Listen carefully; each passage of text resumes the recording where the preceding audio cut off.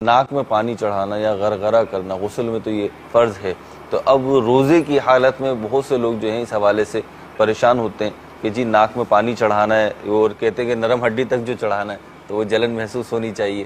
تو ایک تو یہ، پھر غرغرہ کرنا روزے میں منع ہے، غسل فرض ہے اور غرغرہ نہیں کیا، تو اب کیا کریں اس کو؟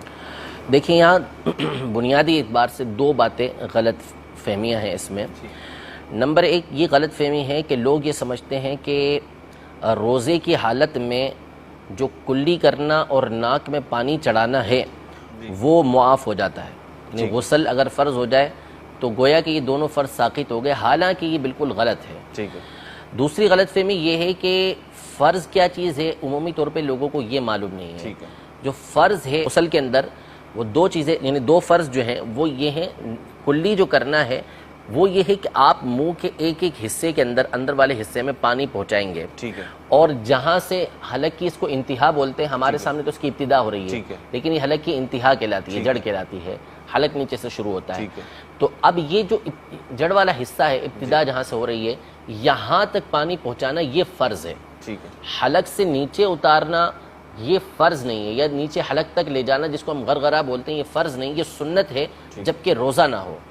روزے کی حالت میں یہ غرغرہ کرنا سنت نہیں ہے، لیکن جو فرض ہے وہ حلق کی ابتدا تک ہے، وہاں تک پانی آپ کو پہنچانا ہوگا اور وہاں احتیاط کے ساتھ بآسانی پانی پہنچایا جا سکتا ہے. لہذا کلی کے اندر لہذا یہ ذہن میں رکھنا ضروری ہے کہ کلی جو فرض ہے وہ اتنی فرض ہے، اور یہ روزے کی حالت میں بھی فرض ہے، یہ اس کو کرنا ہوگی بہر صورت، اس سے وہ فارغ نہیں ہوگا.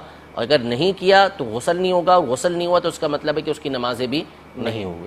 اسی طرح جو ناک میں پانی چڑھانا ہے، ناک کا جو نرم حصہ ہے یہ نرم حصہ یہاں تک کا ہوتا ہے. آپ ہاتھ لگائیں گے آپ کو نرم حصہ نظر آئے گا جو ظاہری حصہ ہوتا ہے، تو اس حصے تک پانی پہنچانا یہ فرض ہے غسل کے اندر.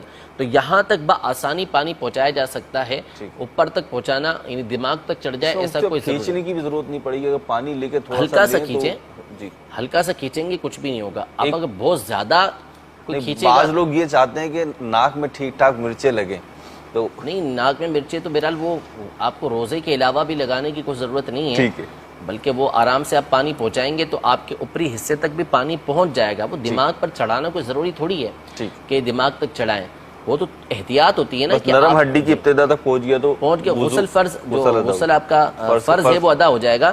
باقی اوپری حصے تک بھی پہنچنا چاہیے، لیکن احتیاط کے ساتھ چڑھائیں گے تو ضروری نہیں کہ آپ کو مرچیں لگیں ہی لگیں، آپ کا دماغ تک پانی پہنچے ہی پہنچے. احتیاط کے ساتھ پانی چڑھائیں گے تو یہ ہو بھی جائے گا، اور یہ ضروری بھی ہے. لوگ یہ سمجھتے ہیں کہ ہمارے اوپر سے ساقط ہو گیا، ختم ہو گیا، روزے کی حالت میں اس کو کرنے کی جو ہے وہ حاجت ہی نہیں ہے، فرض ہی نہیں ہے. ایسا نہیں ہے، بلکہ روزے کی حالت میں بھی ناک کے نرم حصے تک پانی پہنچانا یہ ضروری ہے.